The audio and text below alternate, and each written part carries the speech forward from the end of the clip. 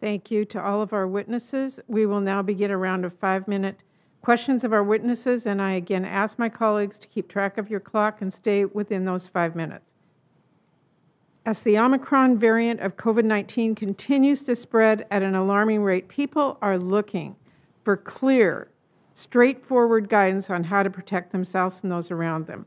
It is really critical that we reduce the infection rates so we can relieve pressure on our healthcare workers, protect people with disabilities and older Americans, young kids, and anyone else who's been disproportionately impacted by COVID-19. However, I have heard from so many people who find the latest CDC isolation and quarantine guidance confusing and hard to interpret. So, Dr. Walensky, can you please clearly explain CDC's latest guidance on what people need to do to protect themselves and others if they are exposed to or contract COVID-19? And let me start with vaccinated people. What is your guidance to them? Thank you, Chair Murray, for the opportunity to clarify. Maybe if I could just rewind the clock to just before the holidays, where we were hearing from hospitals that their staff were going out and that they were in a real crunch in terms of beds. They had plenty of beds, but they didn't have staff to staff them. ICU beds were starting to close. So immediately we worked towards our updated healthcare worker guidance. But when we did so, we recognized that we were going to have challenges and that this Omicron surge that we were about to face was threatening many other places of our healthcare sector. I appreciate the background, but I just want to know, straightforward, if someone is exposed to or has COVID-19 and they're vaccinated, what do they do?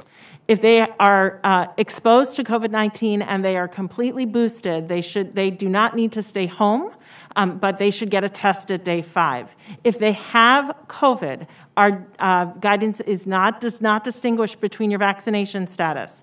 And our science has demonstrated that you're maximally infectious 2 days before and 2 to 3 days after. So by 5 days after your symptoms, if you're feeling better, if your fever is better, if your cough and sore throat are better, then on day 6, you can go out, but you have to wear a mask. You have to wear a mask reliably, and you should not go to places you can't wear a mask. You probably shouldn't go and visit grandma. You shouldn't get on an airplane. For vaccinated, what about unvaccinated? Same for unvaccinated for isolation. So isolation being those who have had disease, who have disease.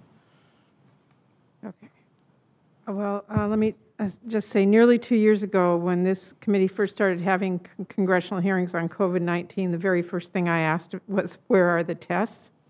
And we've made progress since then, and we're now producing 300 million rapid at-home tests each month, along with ramping up our lab-based testing.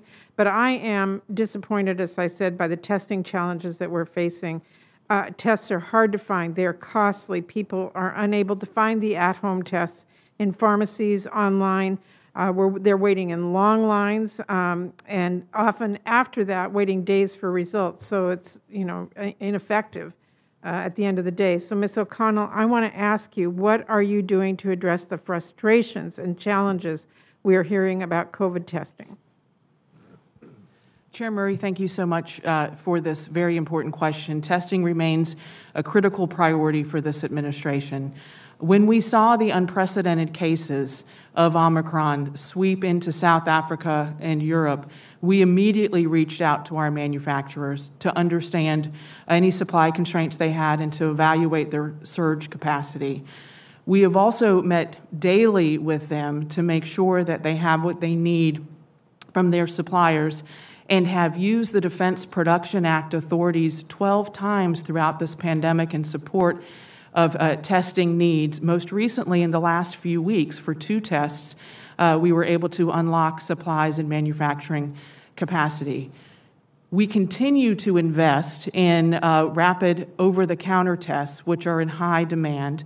And in the fall, we invested $3 billion to increase manufacturing line staffing and to commit to those manufacturing lines for 13 months.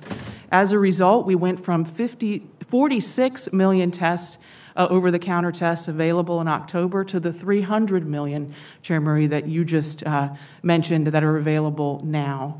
But that's not enough. We're continuing to bring tests to the American people. As a result, the President has announced, and we are in the process of procuring the 500 million tests which every American household will be able to order and have shipped directly to their house. We have completed 4 contracts so far, have secured 50 million tests, and are in the process of securing the additional tests over the next several days. The U.S. Postal Service has agreed to do the distribution, and the U.S. Digital Services is going to help with the website. We anticipate the first tests going out at the end of this month, with the remaining tests going out over the next 60 days. Okay, and I'm out of time, but I do want to just say this.